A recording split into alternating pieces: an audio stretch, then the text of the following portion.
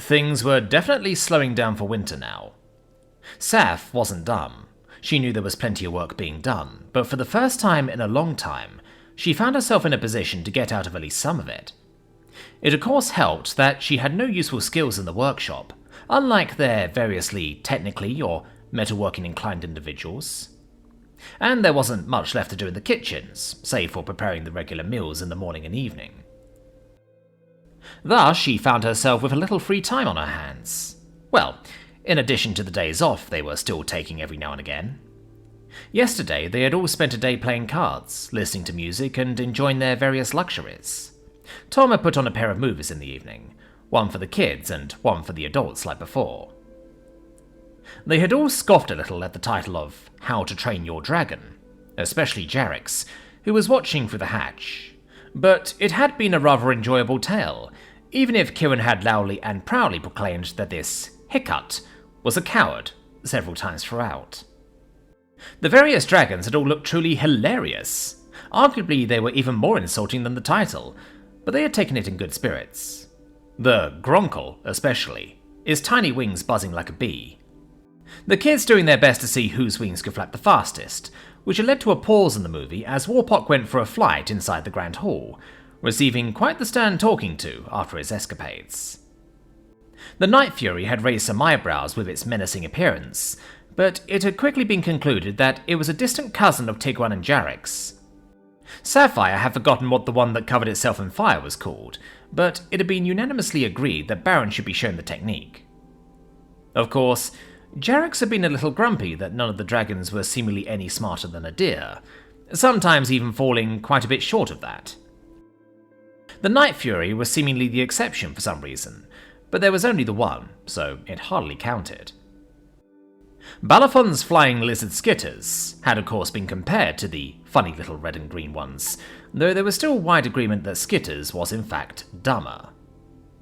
Skitters had seemingly enjoyed watching the movie, though it was clear to Saf that nothing save for the pretty colours were making a mark inside the head of the little thing. All it had learned was to jump on command, though with no regard for where it was going. It would simply blindly jump straight ahead on command. Sometimes it did at least aim for people, like Fengi had found out in the kitchen, when the little critter had found its way up onto the top shelves. Quite how it got there was a mystery, but at least it was easy enough to get it down when you could just tell it to jump. Either way, it had been quite an enjoyable movie. For the adults, Sapphire had a feeling that Jackie had probably been allowed to influence the selection, because she could remember her talking about these expendables before. It had been violent, bloody, full of fire and explosions, and, at times, even funny. Jackie had enjoyed herself immensely, but understandably enough, there had been a few exceptions. Ray, Wiperna, and Essie hadn't done much save to just keep quiet until the love story between one of the old warriors and what passed for a beautiful human woman started to come into play. They had all goaded Jackie a little that maybe she should go to a lighter bow if she wanted to look more like the movie's love interest, and less like the old grumbly dude dressed in black. "Ha ha ha! And who is it that has me on morning workouts again?" she retorted with typical confidence, squeezing Tom a little, resulting in a rather odd sound. They had all laughed it off and watched the rest of the movie, which did not quiet down. If anything, it only got more violent. The final raid almost reminded Sapphire of the tales that had come out of the battle for Deriva Keep. But today was a work day. For most, at least. Sapphire hadn't actually been told what to do, so she wasn't going to ask. She had a date with her new book, after all. She had settled down in the library, in a Puma's comfy chair. Lessons were yet to start, and the children were playing in their room. But Dakota and Lothar were up and about, sitting at the reading desk, and going over some sort of ledger. They hadn't bothered Sapphire, but she couldn't help but listen in at least a little bit. She wanted to know how the young man was doing with his studies. "And that's why you can count cured rations as 3 times the rate of raw foodstuffs with the tithe. It's a far cheaper way to pay than gold, especially on the frontier. It is the best price you will ever see for anything you make," Dakota had clarified, her finger running down the page. "I see, and furs are best sold to traders already tanned," Lothar echoed. He had clearly been paying attention to things going on then, unless they had already been over this. "Exactly. Raw hides are poor value. It is far better to keep them. But to tan, you need tanning equipment, which is not worth saving on, he added, as if on cue. Yes, any money saved on earning money is a half measure. It will come back to haunt you, Dakota said sternly, but not unkindly. Sapphire started to believe maybe this was a repeat lesson. In time, the little guy would have to remember it all off the top of his head, so it made sense. Get the critical parts burned in for good. And Dakota certainly seemed to be approving of her pupil. But how will I pay for it all? I need huntresses, guards, crafters, tools, weapons, and starting provisions. Do I take loans? The little guy questioned. Sapphire couldn't help but feel sorry for him. It was one hell of a situation to be in. She closed her little book back up. There were only so many pages, after all. It could wait. Most looking to do what you have to do would have to be sponsored, be it by the Crown, a wealthy family, or perhaps some other organisation if you can convince them to foot the bill. Such as? Oh, that depends. You do not have much of note in the ground below, so not the mining guild. Not that I believe you would wish to run a slave colony. No, I would rather not. I don't fucking blame you. Saf had only heard of those kinds of colonies. Most of them were terrible places to both work and live. People packed in like salted meat in a barrel, working all day every day. The only ones getting paid were the ones who fed the slaves or whipped them. In your case, I believe it will be worth considering the backing of the Crown itself, Dakota continued, much to Sapphire's surprise. Me? You want me to ask the king for money? No, not the king. The Crown. I thought the Crown was the king. Well, on the king. Sorry, Lothal replied, sounding quite apologetic that he didn't quite understand. The Crown is not a thing. That pretty little platinum circlet represents the authority of the Crown. It isn't the Crown. Not in the legal sense, that is. I see. So, the Crown is, what exactly? The authority our king commands, as bestowed upon him by Calidor, or more specifically his line. But that isn't the important part here. No man rules alone, no matter what the circlet might say. You would want to appeal your case to the Crown to have the kingdom pay. So, do I send a letter, or how does this work? The kid was clearly confused, and Sapphire couldn't blame him. All she knew about their stuff was how the tax collector claimed to be of the Crown, while the taxes were always going to the Crown, which had confused her a little, she had to admit. Luckily, we have friends in high places now. The Royal Guard is part of the Crown, after all. In a sense, so is the Inquisition. You think they will pay for my keep? For my home? It is a lot of money. They will. They must lock down this island as best they can. We are spread thin as it stands. If anything, I would expect them to sponsor more keeps in the near future. Compared to that, helping you with what's yours would be a bargain. I see. So, Jelena then? She is certainly an option for you. But if you wish to involve the Inquisition in the running of your keep any more than is absolutely necessary, is a decision you will have to make, young man. We have let them in the door, though not quite willingly. But...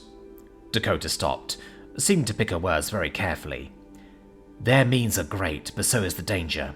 You know well enough. But the fact you know means I very much doubt you will ever be fully free of their influence and meddling again. I would apologize, but it does seem like it was inevitable. It is not your fault, and we let them in the door. We are lucky not to be purged. The young man of 11 years replied somberly. Saf let out a breath as she listened. She felt so damn sorry for the guy. It wasn't his fault. None of it was. Not willingly, and you did fight back. And you paid the price. I am still very sorry we did not know, Dakota said, placing a hand on his shoulder. In the future, we shall make greater efforts to maintain communication between our keeps, to ensure things are going well. I like that idea. Maybe some of the dragons stay in the future. We will have to see, yes. But if you do wish to involve the Inquisition, I would recommend talking to Pauline over the winter. She knows more than what the title of Archivist lets on, but be careful. She is a prickly one. And has mighty sharp ears. Be careful how you speak of her, even if she is not there. But don't worry, she is a nice person," Sapphire added, in her most endearing tone while shaking her head. "No, she bloody well isn't." They both turned to look at the Huntress barging into the conversation. Sapphire carrying on shaking her head slowly, side to side, trying to make sure her point came across.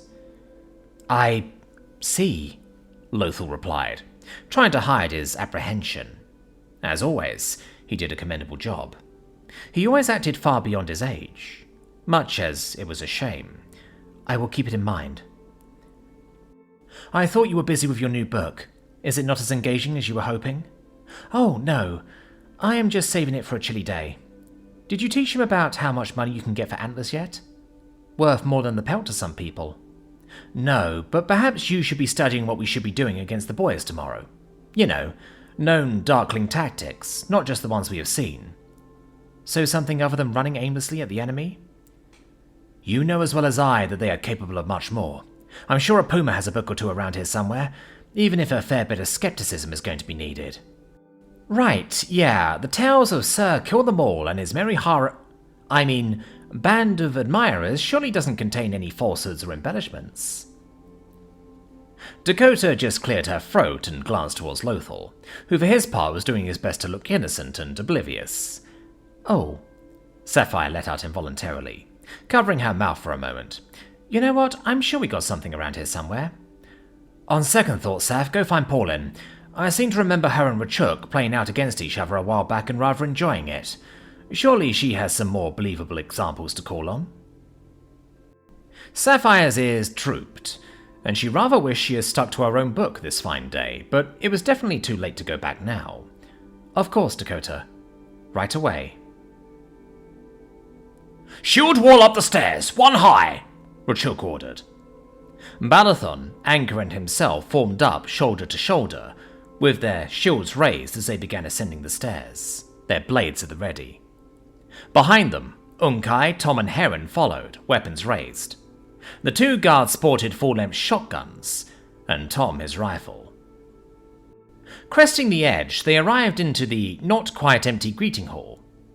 Jarrex, his crew, and the children stopped their work to look at the strange sight. It wasn't like they were going to call a halt to work just because there was training to do. "Halt!" Rachuk shouted out, and the three in the lead came to a stop and knelt. The gun line behind followed, stepping forward and poking the muzzles out in front of the formation as they swept for anything out of the ordinary. It felt so wrong to Tom to just sit in the open like this, but if arrow fire was the most likely thing to be coming at them, they were quite safe like this. Of course, a well-timed firebomb would see an end to the proceedings rather swiftly. "I mean, we can see just fine, unless someone is by that door over there," Unkai offered, shifting left to point towards the nearest door heading to the Grand Hall.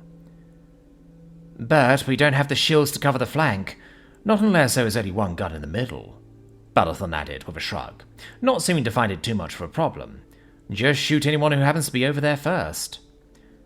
"We could angle the whole line as we come up the stairs," Tom said, pondering if there was a way to improve the situation, or to convince Rachuk that going hell for leather guns only would be a smarter idea. The captain did have a point, though. Their weapons were single shot, and by no means guaranteed to put an armored Darkling on their ass. Much less so a Dark Knight, much like Tom had learned in the past. The test to see if the muzzle blast was bearable hadn't gone too well, but Tom did have an idea. Stealth was hardly a concern, nor was there any fear of the recoil overwhelming the guards, even if they were a bit smaller than him on average. A lot in the case of Unkai. Thus, he had come up with a brilliant idea just to direct the blast forward with a muzzle booster. It of course had the added benefit of rattling whoever they were up against in such tight spaces even more so. "If the great door is closed, then yes. If not, you will simply have to check our flanks as we ascend. If there is anything there, call halt and we shall deal with it." Tom glanced at the big door, which was shut against the cold at the moment. But who was to say what would be done in the heat of battle? "Will we have any grenades to throw?" Heron questioned, betting on the easy way out as always. It wasn't a bad way to do it, though. "I believe so, yes. Won't we, Tom?" Yeah. We are planning on making some grenades. Might be without fragmentation though, so just blast. Less chance of killing something we don't want dead, but also the target. Should put them down so we can finish the job at least. Very good, but yes. Next step. Room is clear. Advance to the doors, he called out, raising his tone once more so there was no doubt that it was an order. The formation split into 2 times 3, and they lazily jogged to the 2 doors leading to the greeting hall, making their way around the curious children and sizable dragon as they did so. Is it going well? Jarix questioned in a bemused tone, as they stacked up on the doors. Tom, together with Anchor and Balathon, Rachuk with Heron and Unkai, spreading out their best hardware. I should say so, yes, though we are only planning thus far. The true practice is yet to commence, Rachuk responded, as he waited for everyone to take a position. You can kill them, you got it, Kieran called out, throwing an empty shell casing after Tom and his group, getting scolded by Zarko right away, the little guy seeming rather annoyed for some reason or another. Tom just chuckled, bending down to pick up the casing. Kieran was probably grumpy that they had to help with the work on the ammunition.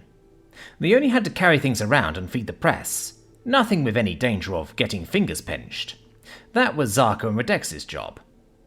As he stood back up again, he stopped, tilting his head a touch at a most peculiar sight. A small bag levitating through the air at a not half bad pace, coming right towards them. Grenade! He called out as soon as he worked out what was going on, and they all scattered like headless chickens, the bag changing course to follow them, which was certainly a rather creepy feeling, and, had it been real, likely any soldier's worst nightmare. In the rafters! Anchor called out from behind Tom, as he just did his best to outrun the bag, looking over his shoulder. He seemed to be winning, which was driven home by the bag falling to the ground with a thud, shortly followed by Claw hitting stone in front of him. Behind him, Unkai and Heron yelled, "Bang bang," as he stared down Dakota, who was standing basically in front of him, blade raised. "So, do you yield?" Behind her stood Fengi and a rather exhausted-looking Sapphire, both clearly struggling not to laugh at the travesty that had just unfolded. Yeah, probably," Tom offered, not really sure what else he could do right about now. Dakota! The facing off was not supposed to begin for at least another few hours. What can I say, we got tired of waiting. It isn't hard to work out how to mimic Darkling tactics. Granted, this trick required a Dark Knight with the right magical potion. Also, we got 2 shots off, Unkai added, gesticulating at them with his gun, something Tom would be sure to scold him for later. Through Tom. They spread out the pellets, remember? Fengi added, shaking her head. And we didn't even fire at you. We would have had the first shot. They don't spread that much, Heron grumbled. Besides, we have slugs too, remember? Let us leave it at you having lost a few of your number for that one. Remember to look up. The floor is not the only place we might hide. Very well, I believe you have made your point. Now may we carry on with planning out what we are to actually be practicing? If you insist, but we will be making it hard for you, Dakota added with a smirk, sheathing her blade. Can't have you patting yourself on the back too much for a bad idea. Rachuk clearly wanted to object, but if Tom knew him right, he very much also wanted to beat his older sister. Defending the keep was his job, and something he was very serious about, not to mention passionate.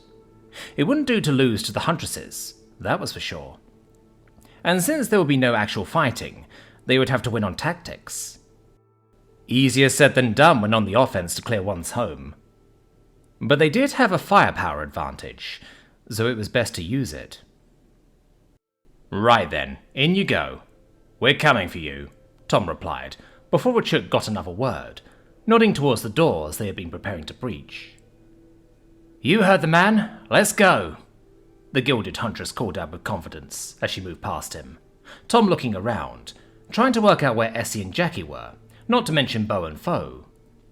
He didn't actually know if the 2 greenhorns would be taking part, but he assumed so. It was that or training for them, and everyone who could train them was here. They all watched the Huntresses depart before everyone looked at Tom, save for Rachuk, who clearly expected a bit of attention instead. Clearing his throat, all heads turned to him instead. So, change of plan, it seems. So will we actually get to do something this time? Jackie questioned, as they all headed on up the stairs to the bedrooms. Yes, you will. Besides, it was hardly my fault they didn't decide to flee to safety through the doors, Dakota answered cockily. Her plan had worked even better than they thought. It was a little bit cheating, but they're guys that stopped to sweep and not even bothered to look up. It was their fault, really. They wouldn't do it again, which is what training is all about. So what are we doing again? The tactics Paulin talked about. Defense in depth. Remember when Tom cut through them like a knife? They were in every room on every story, trying to whittle us down rather than going hard against hard. You want us to die on purpose? Esmeralda questioned, clearly taken aback. You are pretending to be Darklings. Just try not to remember any of these tactics later. Foe cleared her throat. The greenhorn just as miffed as Jackie had not even been allowed to pop out and go, "Gotcha," earlier. So we just split up and try our best? Like, hide at the back of the room with a bow ready? If you don't think you would be much good with a blade, just for the love of all that is holy, don't actually shoot them. That means don't nock an arrow, and don't just dry fire instead, Bo added, apparently sensing a need for premature correction. What? How will they know I hit them then? Just shout "got you" or something like that. It isn't hard, Sapphire interjected, trying to sound at least a little bit diplomatic. Right, I got it. By the gods, how dumb do you think I am? There was an awkward silence for a bit, as no one elected to answer. Dakota eventually decided enough was enough. So, spread out, all of you. Bo and Jackie, Saf and Foe, Fengi and Essie. Make them pay for every inch. They had done as they were told, splitting out and laying in wait. It wasn't anywhere near as clever as the last trap, but it did seem a little more realistic to Sapphire. She had hoped for someone better than Foe to be with her, but alas, neither of them were much good with a blade. Certainly not good enough to beat the guys, but maybe if it was just Unkai or Heron, they could wrestle him to the ground. They sat and waited, but nothing much happened. Sapphire was starting to get bored, which must mean Foe was about ready to charge out instead. Oh, come on! Where are they? Foe complained rather loudly. Sapphire shushed her. Oh, you shush. Did they just get mad and leave us to sit here? Not fair. I didn't even get a chance to humiliate them. Would you just shut up? Sapphire tried again, Foe grumping dejectedly in reply. I just think it's some bullshit. We are doing this for them. Oh, would you just stop? Consider it a lesson in the hunter's patience. Something you know precious little about. Yeah? Well, what if I don't want to learn her? Ever think of that? Bit late for that, you signed a contract. Yeah, so what? I didn't take the oath yet. True, but I do think you will have a few issues with leaving this keep right now. Inquisition and all. And you did swear an oath on that. Maybe Lothar will take you for Highstall. I'm sure they are short on recruits. That's just the same job in a different place, and a far less nice one. Don't you people need guards that know how to fly? Interceptors or something like that? Sure, you are that right now. What else do you plan on doing, aside from laying about all day? I don't know. That sounds alright with me. Well, it doesn't with the rest of us. Pull your weight or be forced to, like a drill. Hey, I'm not like that bitch. No, you are a little less rough around the edges, but even harder to make do anything, Sapphire replied, turning to look at the greenhorn, who did look at least a little bit hurt by that comparison. So shut up, lay in wait, and give the boys a hard time. Like you said, we are doing this for them. Foe didn't argue further, turning her attention back towards the door. Gee, I wonder if someone might be in there. The downright obnoxious voice of Balathon rang out from the other side. Sapphire swore under her breath. Oh, fuck you! What took you so long? Foe shouted in reply, Sapphire letting out a long, hard sigh. Had to kill all your friends, of course. Right, stack up on the door, boys. I don't consent to a search, Foe quipped, as she looked around the room, eyes seemingly landing on something or other as she let out an intrigued, huh. Sapphire didn't get the time to object as the door was kicked in, Balathon coming in with shield raised, Heron right behind him, gun ready. Sapphire called out, Luce! Standing up, and pretending to have fired her bow. Balathon raised his shield, claiming, "Caught," before kneeling. Heron stepped forwards and calmly going, "You're dead." Then Foe made her move, announcing her presence with a "Heads up!" Balathon and Heron both turned to look, faces turning to shock and horror as a nightpot was flung at them. Heron moved faster than Sapphire had ever seen him do in his life, as Balathon cowered behind his shield, letting out a very high-pitched shriek. The pot hit the shield and bounced with a hollow thong as it sailed on over him, apparently empty. Then came Foe, jumping onto the shield and putting her full weight behind it, pushing Balathon off balance into the floor, the two of them landing in a pile like they were playing. It didn't take too long, though, before she had a finger at his neck, declaring, "Gotcha!" Balathon lay there in disbelief as she revelled in her victory, her smile only fading as she was poked in the back of the head. Heron declaring, "Bang dead."